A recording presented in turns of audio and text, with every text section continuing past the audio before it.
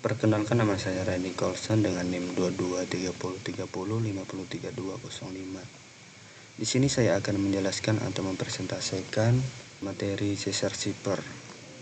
Sejarah kode Caesar ada 3. Yang pertama, digunakan oleh Julius Caesar untuk berkomunikasi dengan para jenderalnya selama perang. Yang kedua, kode sederhana digunakan untuk mengaburkan pesan dari mata musuh. Yang ketiga, metode enkripsi yang mudah dipecahkan tetapi memberikan inspirasi untuk sistem kriptografi yang lebih canggih. Prinsip dasar kode Caesar. Pertama, substitusi. Setiap huruf dalam alfabet diganti dengan huruf lain yang terletak di posisi tertentu. Yang kedua, pergeseran. Pergeseran ini merupakan kunci algoritma menentukan jumlah langkah yang dilakukan untuk mengganti huruf. Algoritma enkripsi kode Caesar ada 3. Yang pertama, pilih kunci, tentukan jumlah pergeseran huruf, misalnya 3 untuk Caesar. Yang kedua, enkripsi huruf, ganti setiap huruf dengan huruf yang telah terletak 3 posisi di sebelah kanannya dalam alfabet. Yang ketiga, gabungkan huruf-huruf yang telah dienkripsi untuk membentuk pesan rahasia. Algoritma deskripsi kode Caesar. Pertama, identifikasi kunci, tentukan jumlah pergeseran huruf yang digunakan dalam enkripsi. Yang kedua, deskripsi huruf, ganti setiap huruf dalam pesan rahasia dengan huruf yang terletak di posisi tertentu. Dan yang ketiga, gabungkan huruf-huruf yang telah dideskripsi untuk mendapatkan pesan asli. Keamanan dan kelemahan kode Caesar ada 2. Yang pertama, sederhana, mudah dipecahkan dengan menebak kunci atau dengan analisis frekuensi huruf. Dan yang kedua, rentan, tidak aman untuk komunikasi rahasia, terutama dalam konteks modern. Implementasi kode Caesar ada 3. Yang pertama, kode. Kode Caesar dapat diimplementasi dalam berbagai bahasa pemrograman. Yang kedua, algoritma. Algoritma enkripsi dan deskripsi mudah dipahami dan diterapkan. Dan yang ketiga, aplikasi. Tersedia berbagai aplikasi dan tools online yang dapat digunakan untuk enkripsi dan deskripsi. Aplikasi dan penggunaan kode Caesar ada 3. Yang pertama, pendidikan. Kode Caesar berguna dalam memperkenalkan konsep kriptografi. Yang kedua, rekreasi. Kode Caesar dapat digunakan untuk permainan atau teka-teki. Dan yang ketiga, sejarah. Kode Caesar memberikan wawasan tentang perkembangan kriptografi. Sekian presentasi dari saya, terima kasih. Baik teman-teman, perkenalkan, nama saya Marvelonga Saptaraja. Di sini saya akan menjelaskan Wigner Zipper. Apa sih Wigner Zipper itu? Wigner Zipper itu adalah satu teknik klasik dalam kriptografi untuk mengenkripsi teks. Ini adalah metode enkripsi substitusi polyalfabetik yang menggunakan serangkaian huruf sebagai kunci untuk menggantikan pesan. Contohnya teman-teman bisa lihat ya di sebelah. Saya akan masuk ke bagian cara kerja. Cara kerja untuk Wigner Zipper sendiri, yang menyediakan plain text yang ingin kita enkripsikan. Nanti aku akan coba juga bagaimana kerjanya. Dia key atau frasa yang digunakan sebagai kunci ini biasanya diulang sepanjang plain text. Kata-kata yang ada di plain text itu akan berulang ya teman-teman. Proses enkripsi termasuk tahap 3. Setiap huruf dalam plain text digeser dengan jumlah tertentu yang ditentukan oleh huruf pada kunci. Teman-teman bisa lihat di gambar itu ada satu petak tarik. Nah itu ya, dan huruf disesuaikan. Pergeseran disesuaikan pada urutan alfabet. Contoh, huruf A pada kunci tidak menggeser huruf plain text 0 pergeseran. Huruf B pada kunci menggeser 1 langkah 1 pergeseran. Dan terakhir, proses deskripsi, proses kebalikan dari enkripsi, di mana huruf cipletek digeser kembali ke posisi semula menggunakan kunci. Itu contohnya teman-teman. Ada di gambar. Jadi di sini misalkan aku memasukkan kata zipper, maka yang akan keluar seperti ini. Itu bisa disesuaikan lagi tergantung cara kita mengaturnya di Cryptool, software yang kita gunakan saat praktikum. Implementasi Wigner Zipper sendiri, aku membagi 3 di sini. Ada sejarah, pendidikan, dan keamanan modern. Sejarah sendiri digunakan untuk komunikasi militer pada masa sebelum komputer modern. Jadi berbagi informasi kegunaannya. Selanjutnya, sering digunakan dalam pesan rahasia karena sederhana namun efektif terhadap serangan brute force. Nah, oke teman-teman. Jadi, kelebihan dari fingerprint zipper ini ya bisa lihat ya, enkripsinya memang tidak mudah untuk dideskripsikan. Selanjutnya masuk ke pendidikan. Dipakai untuk mengajarkan dasar-dasar enkripsi dan logika kriptografi. Oke, contohnya kita bisa lihat ya saat penggunaan software Cryptool. Nah, itu contoh simpelnya ya penggunaannya. Itu digunakan evaluasi eksperimen dalam kursus pemrograman dan keamanan cyber. Oke, teman-teman kalau tahu capture the flag, nah itu salah satu penggunaannya ya. Jadi di situ kita diberikan sebuah code. Nah, kita harus mendeskripsikan dari enkripsi yang didapatkan. Terakhir, di poin keamanan modern. Nah, ini saya menjawab sedikit kekurangannya. Fingerprint zipper sudah usang untuk penggunaan praktis karena rentan terhadap analisis frekuensi dan serangan kriptografi modern. Oke. Selebih-lebihnya, walaupun dia punya kelebihan di poin itu, tapi dia ada kekurangan ya teman-teman. Selanjutnya digunakan lebih sebagai alat pembelajaran dalam memahami dasar. Intinya kembali lagi, untuk sekarang penggunaannya sudah sangat jarang. Jadi lebih ke implementasi dan pembelajaran seperti yang kita lakukan saat praktikum keamanan jaringan menggunakan Cryptool 2. Oke, selanjutnya fingerprint zipper. Apa sih kekurangan dan kelebihan fingerprint zipper ini? Kelebihannya itu ya mudah kita aplikasikan, kita bisa belajar dari situ dasar-dasar kriptografi. Terus kekurangannya sendiri yaitu dia lemah dan rentan kalah dia dengan cara kriptografi modern yang sekarang kita implementasikan. Oke, di sini aku akan masuk ke minimum kehidupan. Aku di sini tidak menggunakan Cryptool, tapi aku menggunakan yang simple aja ya. Di sini ada kata The Quick Brown Fox jumps over 13 lazy dogs. Oke, aku izin ubah di sini. Silahkan memasukkan namaku.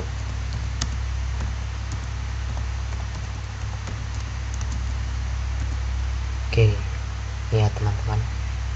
Kalau kita mengikuti urutan key yang sudah disediakan, ini adalah berulang dan urutannya seperti abjad. Nah, semisal kalau kita ubah ke huruf besar, apakah yang terjadi? Oke, berubah ya teman-teman sesuai key yang diberikan. Dan ini standar implementasi biasa yang kita gunakan sih, mirip juga di Cryptool, tapi ini simpelnya aku buat di fingerprint zipper yang online, jadi lebih mudah lah kita memahaminya. Oke, mungkin segitu saja yang bisa aku jabarkan dari implementasi kali ini. Terima kasih dan sekian. Perkenalkan, nama saya Ipa Laurentia dengan NIM 223030503224. Di sini saya akan menjelaskan tentang substitution zipper. Apa itu substitution zipper? Substitution zipper adalah teknik enkripsi di mana setiap unit dalam pesan asli atau plain text digantikan dengan unit lain sesuai aturan tertentu. Jenis zipper ini bertujuan untuk menyamarkan pesan agar hanya pihak yang mengetahui aturan substitusi dapat membacanya. Salah satu bentuk sederhana adalah Caesar zipper, di mana setiap huruf digeser sejumlah langkah tertentu dalam alfabet. Selain itu, ada monoalphabetic substitution zipper yang mengganti huruf dengan huruf lain berdasarkan alfabet acak untuk tingkat keamanan lebih tinggi. Digunakan polyalphabetic substitution zipper seperti Vigenère zipper yang melibatkan beberapa alfabet berdasarkan kata kunci. Jenis lainnya, homophonic substitution zipper, mengganti huruf dengan beberapa kemungkinan simbol untuk mengurangi pola frekuensi, dan polygraphic substitution zipper menggantikan kelompok huruf sekaligus seperti pada Flyfire zipper. Cara kerja substitution zipper. Pertama, penyiapan kunci substitusi. Kunci adalah aturan yang menentukan bagaimana karakter diganti. Misalnya, pertama pada Caesar zipper, kunci berupa jumlah pergeseran huruf dalam alfabet. Kedua, pada monoalphabetic substitution zipper, kunci berupa pasangan antara alfabet plain text dan alfabet acak. Contoh kunci Caesar zipper dengan pergeseran 3. Pertama, alfabet asli. Kedua, alfabet substitusi. 2. Enkripsi. Pertama, setiap huruf dalam plain text diganti dengan huruf sesuai kunci. Kedua, jika huruf A ditemukan dalam plain text, huruf itu diganti dengan huruf yang sesuai dalam alfabet substitusi. Contoh, pertama, plain text hello. Kedua, menggunakan kunci Caesar-Shipper pergeseran 3. H ke K, E ke H, L ke O, L ke O ke R. 3. Ciphertext KHOOR. Ketiga, deskripsi.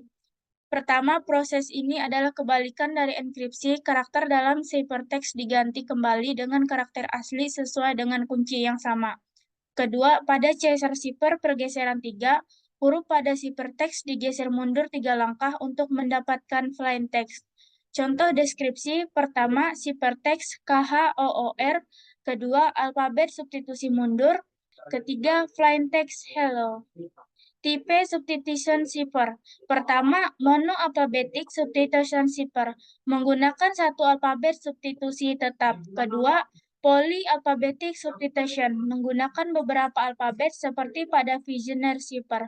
Ketiga, homophonic substitution. Satu huruf plain text dapat memiliki beberapa kemungkinan substitusi.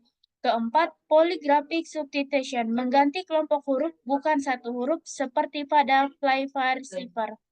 Prinsip kerja substitution shipper. Substitution shipper hanya menyembunyikan hubungan langsung antara huruf plain text dan ciphertext. Namun, analisis frekuensi seringkali dapat membongkar shipper sederhana karena pola frekuensi huruf dalam plain text seringkali tetap terlihat dalam ciphertext. Oke, terima kasih Pak telah membantu menjelaskan enkripsi substitusi. Di sini saya akan melanjutkan untuk membahas enkripsi SkyTel. Tapi sebelum itu, izinkan saya memperkenalkan diri terlebih dahulu. Nama saya Ergo Setiawan, NIM saya 223020503125. Jadi kita langsung masuk saja ke dalam pembahasannya. Jadi apa sih sebenarnya itu SkyTel Shipper atau ya enkripsi SkyTel? Jadi enkripsi SkyTel adalah sebuah metode teknik enkripsi yang digunakan oleh tentara militer pada zaman dahulu. Lebih tepatnya tentara militernya Yunani. Nah, jadi gimana sih cara kerjanya? Jadi tentara militer Yunani akan mempersiapkan sebuah batang. Ini anggap sebuah batang ya. Ini batangnya memiliki sebuah panjang tertentu, ya misalkan ini 3 cm. Lalu ada sebuah kertas panjang kecil gitu yang dapat dililit-lilit di batang ini. Nah, lalu ditulis-tulis saja pesan apa yang ingin disampaikan kepada rekannya. Nah, nanti rekannya itu akan menggunakan batang dengan diameter yang sama. Jadi misalkan ini 3 cm, ya temannya juga menggunakan yang 3 cm juga. Nah, nanti untuk menerima pesan tinggal dililit-lilit saja nanti oleh rekannya, maka akan dilihat pesan yang ingin disampaikan oleh temannya sebelumnya. Oke, itu untuk cara kerjanya ya, cara enkripsinya. Kalau misalkan dalam implementasi dunia nyata, kita langsung masuk saja ke Cryptol 2 ini ya. Oke, di sini kita langsung saja masukkan inputnya. Jadi di sini misalkan saya masukkan inputnya nama saya sendiri. Lalu untuk panjang diameternya atau di sini disebut dengan key, kita masukkan 2 saja. Kita coba ya. Nah, di sini akan ada hasilnya, hasil enkripsinya ini. Jadi kalau misalkan dalam penerapan tadi, di situ setelah saya lilit-lilit, nanti saya akan tuliskan nama saya satu persatu A, R, I, C, O, seperti itu. Dan panjangnya hanya 2 cm saja ya. Nah, gimana sih kalau misalkan di sini kan kita nggak mesti selalu punya kan batang dengan panjang 2 cm. Nah, jadi di sini ada penjelasan mudahnya. Jadi kita buka saja dulu misalkan pakai notepad ini. Nah, di sini kita mulai saja untuk enkripsinya. Jadi persiapkan dulu teksnya, nama saya tadi ya. Lalu di sini ada key-nya. Key-nya kan 2 ya. Nah, jadi di sini key-nya 2, kita tinggal turunin saja. Nah, jadi kan di sini tadi 1, 2 gitu maksudnya. untuk baris kedua ya. 1 2 turun, 1 2 turun. Nah, seperti itu. Jadi di sini dapat dilihat enkripsinya sama persis ya. Jadi di sini bacanya tuh dari atas kiri lalu ke bawah, atas kiri ke bawah, atas kanan ke bawah. Nah, di sini atas kiri tuh A ya. Nah, lalu turun I, lalu turun lagi O. Nah, habis itu baru ke atas kanannya itu ada R dan ada C. Nah, ini kan sama persis ya. Nah, itu penjelasannya cukup gampang ya. Kita lanjut ke deskripsinya lagi. Nah, di sini saya mengirim pesan Ariko ke teman saya ya. Nah, teman saya ini harus punya diameter yang sama juga panjangnya. Ya, di sini pasti ya ini harus nih dua. Kalau misalkan enggak ya enggak bakal berhasil. Jadi di sini tadi tuh ada text outputnya ya. Nah, kita pakai ini ke dalam inputan untuk didekripsi. Nah, seperti ini. Kita coba play. Nah, di situ ada ya nama saya ya. Jadi kalau misalkan panjangnya sama, sudah pasti pesannya akan tersampaikan dengan benar. Nah, kalau misalkan beda gimana dok? Nah, jadi ini beda nah kan nggak jelas ya, aneh. Jadi intinya sebenarnya harus sama untuk panjang diameternya. Oke. Jadi di sini dapat dilihat ya, kelebihannya tuh dia tuh mudah banget implementasikan, mudah juga dipahamin. Lalu nggak perlu bahan-bahan yang mahal gitu, ini cuma perlu batang gitu, batang sama kertas ya gitu aja. Tapi kalau misalkan dalam penerapan modern dengan zaman sekarang itu ya tentu berbeda banget. Di sini kelemahannya ini terlalu lemah ya sebenarnya. Dia bisa dibobol dengan cepat dengan metode algoritma sekarang ya macam-macam ya.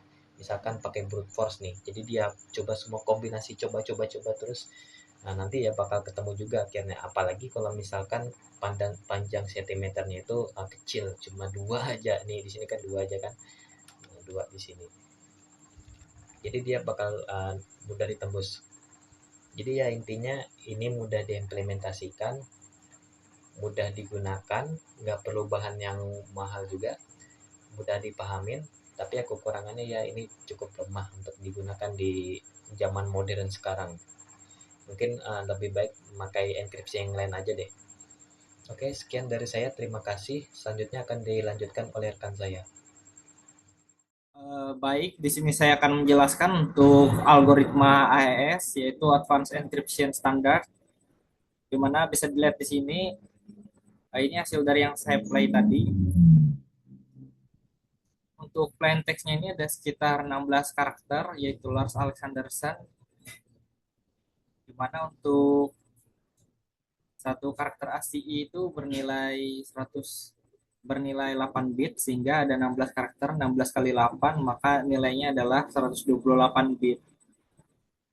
Lalu untuk key-nya ini juga sama ya, ini juga bernilai 128 bit dengan 16 bilangan dengan 16 karakter hexadesimal. Kemudian dari teks Lars Alexanderson ini akan diubah ke biner, di mana dia membaca format inputnya sebagai teks, dan untuk key decodernya dia akan baca format inputnya sebagai hexadesimal. Kemudian dia akan langsung masuk ke proses AES-nya, Advanced Encryption Standard, di mana untuk action-nya ini encrypt. Untuk ISS-nya sekitar 128 bit. Lalu chaining mode-nya ada CBC, di mana ini yang memastikan jika misalnya di sini terdapat 16 karakter gitu, dan akan diperpanjang sampai 32 karakter untuk plain text-nya, maka 16 karakter yang selanjutnya dia akan di XOR-kan dengan ciphertext yang sebelumnya, 16 ciphertext sebelumnya, sehingga sebelum kemudian dia akan masuk ke proses AES-nya. Lalu untuk padding mode ini untuk memastikan agar plain text ini ada pada kelipatan 128 bit ya, dimana karena ini 16 dia nilainya sudah langsung 128 bit. Namun khusus untuk pada aplikasi Cryptool 2 ini, PKCS7 ini, kalaupun dia plain text-nya sudah bernilai 128 bit, misalnya di sini dia ada 16 karakter, dia bakal tetap membulatkannya ke atas lagi. Jadi ini akan dibuat menjadi 32 karakter dengan cara dia nanti di bagian AES-nya sini dia akan menambahkan 16 karakter ASCII lagi secara acak. Sehingga dari situlah maka didapatlah untuk proses untuk chip per text ini dia akan bernilai sekitar 32 chip per text ya. Dan untuk 32 chip per text-nya itu masih masih masuk ke kelipatan 128 di mana dia nilainya ada di sekitaran 384 bit. Jadi dalam dalam proses AES ini, enkripsi AES ini hasilnya itu dia dalam bentuk biner. Jadi dari biner itu kita perlu mengencode-nya lagi ke dalam bentuk hexadesimal sebagai ciphertext di sini. Baiklah, kali ini kita akan membahas untuk proses advanced encryption standarnya menggunakan AES visualization secara sederhana. Bisa dilihat di sini saya masih menggunakan plain text dan key yang sama ya. Dan untuk di sini hasil ciphertextnya ada hanya sekitar 16 bilangan karakter hexadesimal karena ini dia proses advanced encryption standard secara sederhana. Jadi ini visualisasi di sini ini tanpa tanpa adanya chaining mode ataupun padding. Makanya untuk ciphertextnya jika plain textnya ada 16 karakter maka ciphertextnya juga ada sekitar 16 ya, 16 bilangan hexadesimal di sini. Baik, kita akan langsung lanjut kita melihat prosesnya bagaimana. Kita playkan dulu. Ini untuk intronya. Baik, untuk proses pertama adalah key expansion di mana dari key yang kita punya tadi akan kita olah dan kita buat 10 key yang lain dimana karena kita menggunakan AES yang key size-nya ada 128 bit maka dia akan terdiri dari 10 ronde, makanya kita membutuhkan 10 key lagi dimana itu ditambah dengan initial round berarti mungkin ada sekitar 11 ronde ya. Jadi kita pertama key-nya akan dibuat ke dalam matriks 4x4. Lalu kita ambil 4 kolom yang paling ujung ini.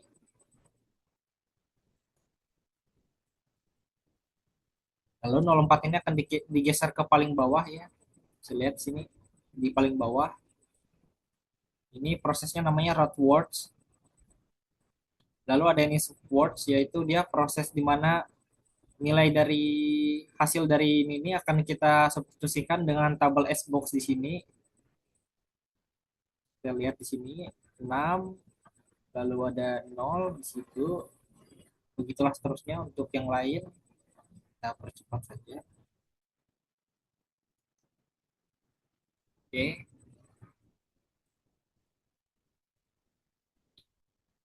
Lalu kita akan XOR-kan dia dengan nilai round konstannya. Ini nilai round konstan untuk ronde ke 1, di mana nilainya ada 01, 00, 00, dan 00. Nanti untuk setiap ronde, dia round konstannya ini nilainya akan berbeda-beda. Dia XOR-kan, jadi seperti ini. Next.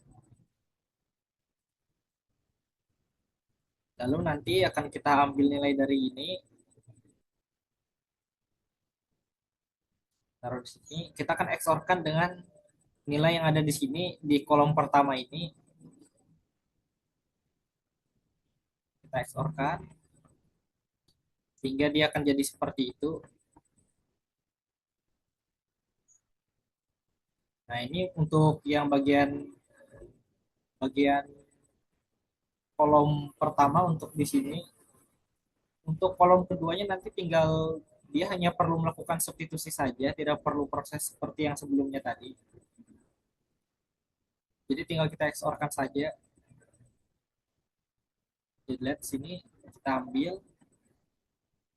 Nah, ini lalu kita ambil yang di sini yang kedua, kolom kedua di matriks yang sebelumnya. Ini untuk key-nya ini untuk matriks ini nilainya dari key yang pertama ya, yang ini. Oke, jadi dia turun ke situ, tinggal di XOR kan untuk membuat kolom keduanya.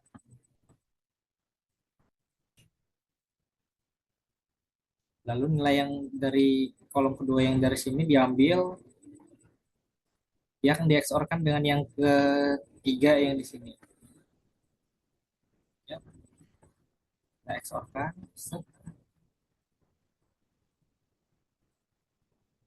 Itu juga untuk yang keempat.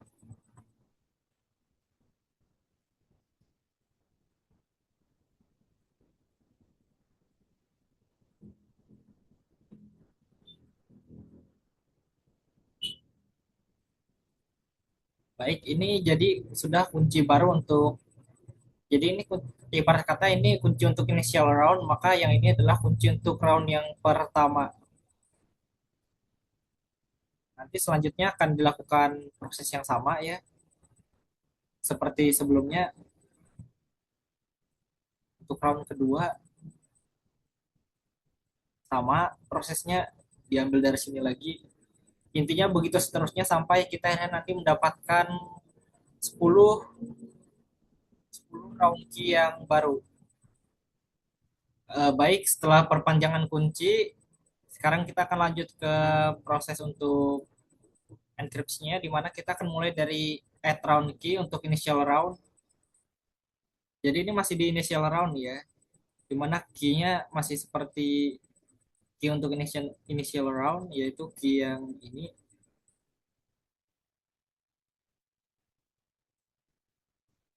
Di sini kita akan XOR-kan setiap nilai dari state matrix ini dengan key matrixnya. Ini hasil dari plain text. Jadi ini ada sekitar 16 karakter, ini akan diubah ke hexadesimal, lalu akan dimasukkan ke matriks 4x4 sehingga dia akan jadi seperti ini. Jadi ini untuk plain textnya ya, dalam hexadesimal yang sudah kita taruh dalam matriks.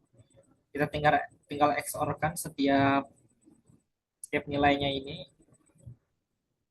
Nah, next. Oke. Jadi dia di XOR-kan.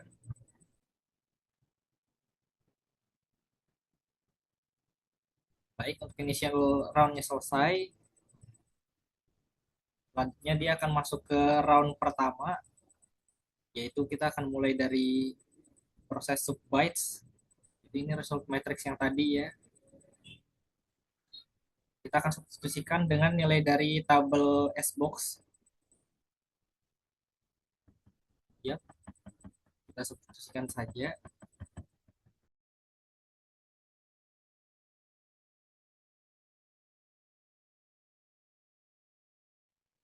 Oke, ini setelah dia disubstitusikan, selanjutnya dia akan digeser. Gimana untuk kolom kedua ini, kita lihat saja dulu. Nah, dia akan digeser jadi seperti ini, digeser satu langkah, lalu ini akan digeser 2 langkah, ini akan digeser sebanyak 3 langkah. Sini. Kita lihat hasilnya. Jadi ini tadi digeser 1 langkah, ini digeser 2 langkah, yang ini digeser 3 langkah. 1, 2, 3. Maka dia akan jadi seperti ini setelah digeser. Ini untuk shift rows. Kemudian kita akan lanjut ke mix column, di mana nilai dari hasil shift row tadi akan kita kali dan kita XOR-kan dengan nilai dari multiplication matrixnya. Di mana bisa kita lihat sini nilainya untuk matriksnya ada 2 3 1 1, lalu 1 2 3 3, 1 1 2 3, lalu 3 1 1 2. Kita ambil 4. Jadi ini dikalinya seperti ini ya. Ini matriks yang ini dikali dengan kolom yang ini dikali dengan baris yang ini, lalu setelah dikali hasilnya akan di XOR. Ini untuk bagian sini ya, result matrixnya untuk yang di sini pojok kiri atas. Lihat. Lalu nanti begitu juga ini dikalikan dengan baris kedua untuk nilai di sini di baris kedua kolom paling kiri. Begitu juga seterusnya. Ya. Untuk perkalian mix kolom nih dia ada rumus khususnya. Jadi paling mudah jika ingin melakukannya adalah dengan menggunakan website online. Jadi bisa dilakukan dengan kalkulator online saja untuk proses perkalian ininya biar lebih gampang. Karena jika manual dia menggunakan proses khusus yang lumayan rumit.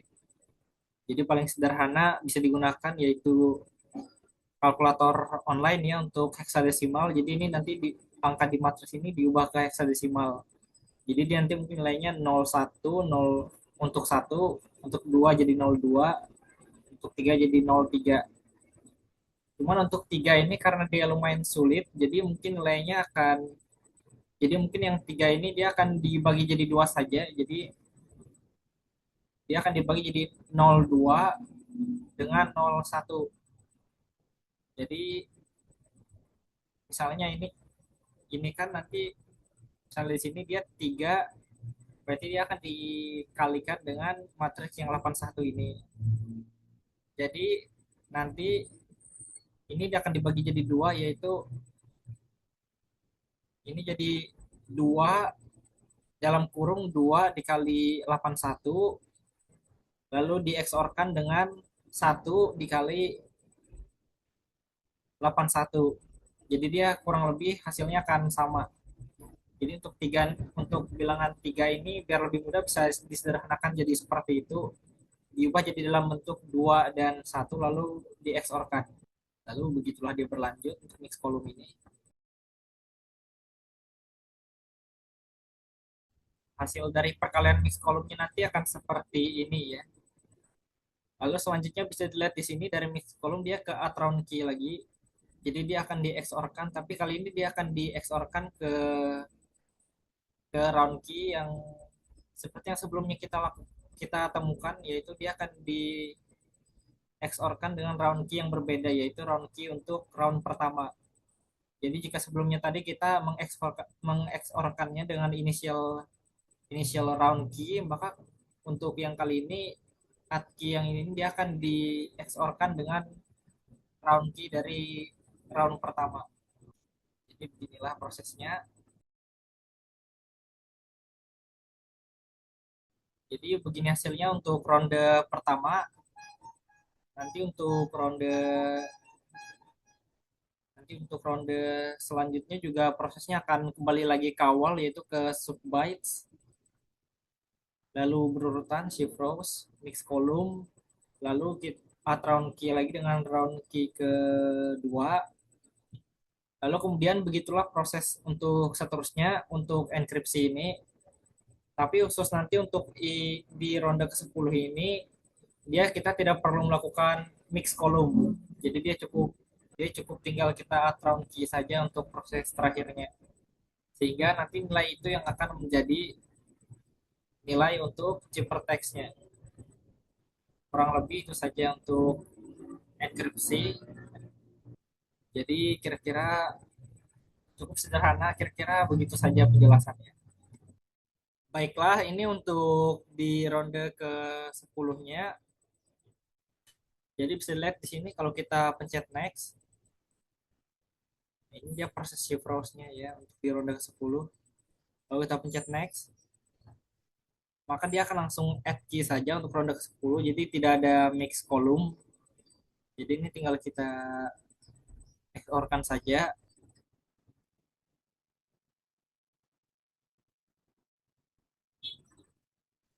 Dan kira-kira beginilah hasilnya. Coba kita lihat dulu.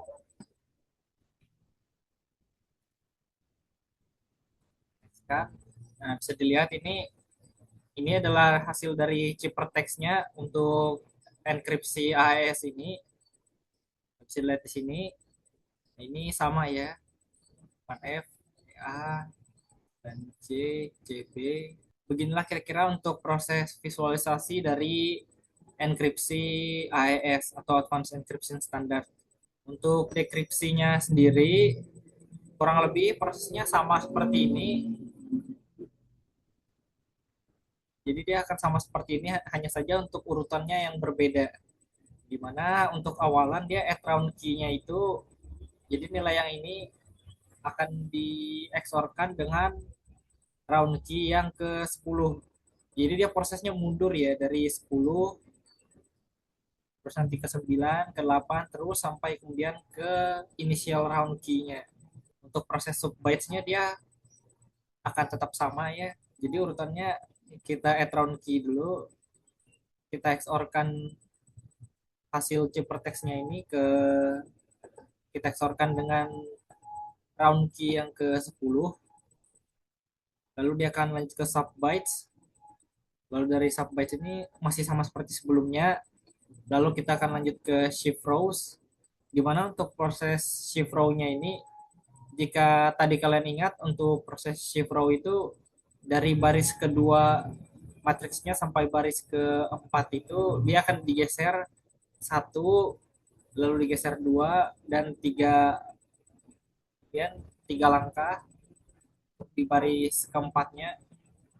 Nah, kalau untuk proses dekripsi dia akan dibalik, jadi untuk baris kedua itu dia akan digeser sebesar tiga langkah, lalu untuk baris ketiga itu dia digeser dua langkah, untuk baris terakhir dia digesernya satu langkah. Jadi urutannya 3, 2, 1, bukan 1, 2, 3. Lalu untuk proses dekripsi ini nanti mix column sama add round key ini ditukar posisinya. Jadi kita add round key dulu dengan round key ke-9, baru kemudian kita mix column-kan, di mana untuk nilai dari mix column-nya sendiri atau multiplication matrix-nya ini dia punya ketentuan khusus di mana nilainya sebagai berikut. Nah, bisa dilihat pada tabel 2 ini ya. Ini untuk ini adalah matriks untuk mix kolomnya untuk proses dekripsi. Jadi untuk multiplication matrixnya ini ada ketentuannya ya. Untuk enkripsi dia ketentuannya seperti ini, dan untuk dekripsi dia ketentuannya yang dua ini. Ini untuk dekripsi.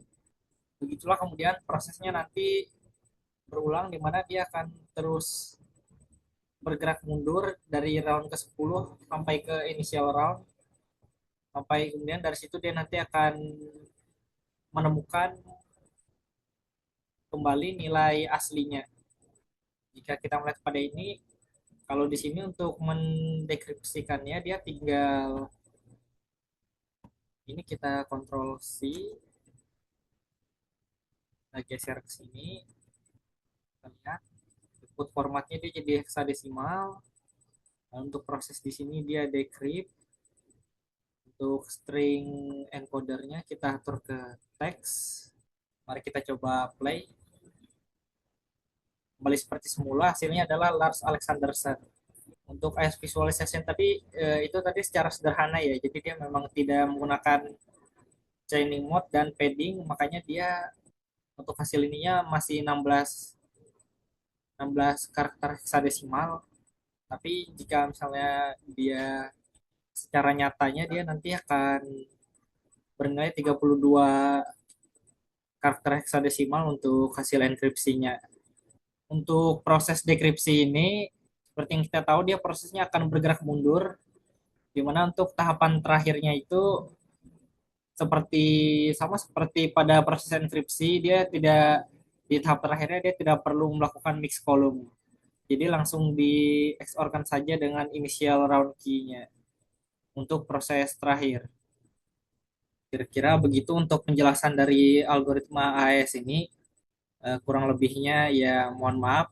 Sekian. Oke, kali ini saya akan menjelaskan tentang enkripsi dan dekripsi BB84. Sebelum itu, izinkan memperkenalkan diri saya. Nama saya Ahmad Fadil Ramadan. dengan NIM 22, 30, 20, 50, 31, 35, dan seperti yang saya bilang sebelumnya, saya di sini akan menjelaskan tentang enkripsi dan dekripsi dari BB84. Perlu diketahui bahwa BB84 ini dia menggunakan semacam algoritma fisika kuantum atau polarisasi cahaya. Jadi langsung saja saya jalankan di sini. Adapun untuk cara proses enkripsinya di sini agak sedikit unik, yang dimana dia pada awalnya menggunakan bit atau binar, yang dimana hanya menggunakan angka 1 dan 0. Seperti yang dilihat di sini, saya sudah menginputkan initial key yang akan dienkripsikan, yaitu 10101010. Nah, di sini dia akan diubah menjadi photon base, yang dimana photon base itu terdiri dari vertical horizontal photon base dan ada diagonal photon base. Photon base tadi itu adalah sebuah bentuk enkripsi dari BB84, yang dimana disebut juga sebagai polarisasi cahaya. Dan adapun cara kerjanya, seperti yang teman-teman lihat tadi di sini, dia akan masuk ke dalam encoder, yang dimana BB84 bot photon encoder ini untuk mengenkripsikan dengan menggunakan BB84 photon base generator, yang dimana photon base generator ini untuk menentukan photon base apa yang akan digunakan, entah dia yang vertikal horizontal ataupun yang diagonal photon base. Nah, setelah dia masuk ke photon encoder tadi, maka akan dikirimkan kepada teman kita yang akan menerima enkripsi kita, yang akan didekripsikannya. Seperti yang dilihat tadi di sini, setelah angka dimasukkan binar tadi, maka akan menjadi sebuah photon base. Nah, di photon base ini akan dilakukan decoder atau didekripsikan, yaitu untuk mengetahui apa sih yang dienkripsikan oleh si Alice tadi. Nah, untuk si Bob ini, dia menebaknya yaitu 00111000, yang dimana sangat berbeda dong dari inputan yang dari Alice tadi. Lalu gimana sih cara supaya dia tahu kalau dekripsi dia ini benar apa tidak? Maka dilakukanlah komunikasi antara online atau offline. Mereka akan saling berkomunikasi apakah dekripsi dan enkripsi mereka ini hasilnya sama apa tidak. Akan tetapi mereka tidak menyebutkan bits-nya. Mereka hanya menyebutkan photon base yang digunakan. Seperti yang dilihat di sini, misalnya si Alice dia mengenkripsikan dengan, di sini dia menggunakan horizontal vertical photon base, sedangkan dari Bob dia menggunakan diagonal photon base. Apabila dia salah, maka dia tidak akan digunakan, maka dia akan dibuang. Seperti yang dilihat di sini, di BB84K generator, ada yang gambar blok hijau, itu menandakan kalau mereka ini menghasilkan tebakan yang sama. Oleh karena itu, di text outputnya hanya mendapatkan 01100. Secara simpelnya, cara simulasi dari BB84 adalah seperti itu. Sekian dari presentasi saya, terima kasih.